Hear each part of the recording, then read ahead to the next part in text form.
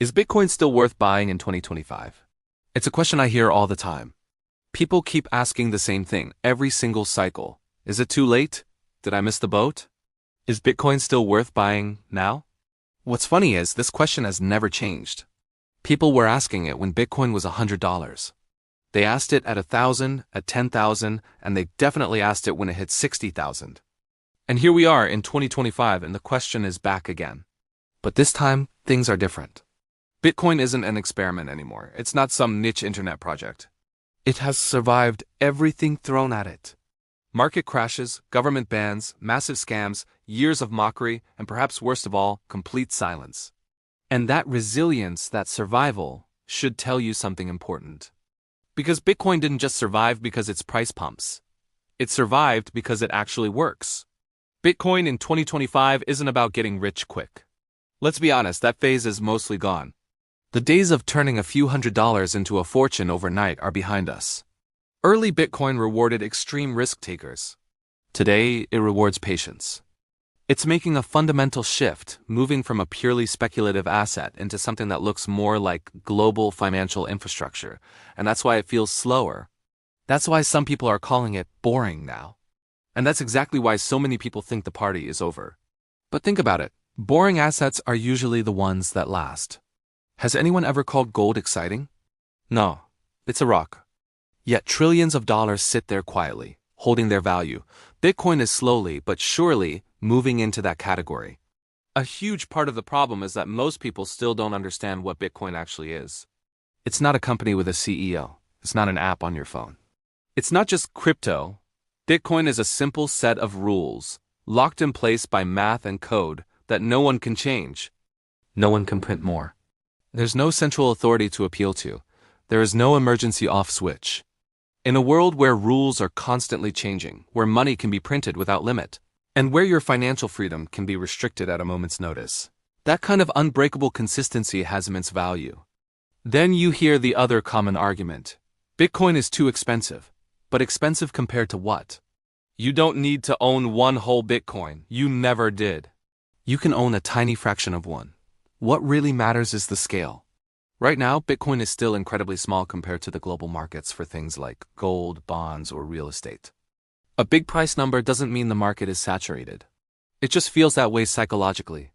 Another major reason people hesitate is the volatility. And yes, Bitcoin is volatile. Its price swings can be dramatic. But that volatility is the price you pay for its independence. It isn't controlled by a central bank that can stabilize its price by printing more or changing interest rates. What most people really fear isn't the price movement itself, it's their own reaction to it. Bitcoin doesn't create bad behavior, it reveals it. Most people don't lose money because of Bitcoin. They lose money because they buy high out of greed and sell low out of panic.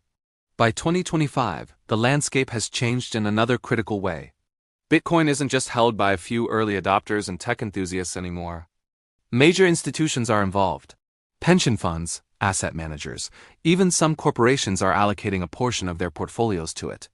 There are regulated financial products like ETFs that make it accessible to everyone.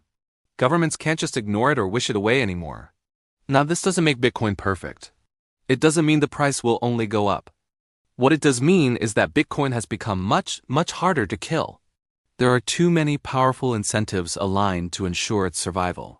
That's why every time you see a headline declaring Bitcoin is dead, it sounds a little weaker and a little more desperate than the last. So, who is Bitcoin for?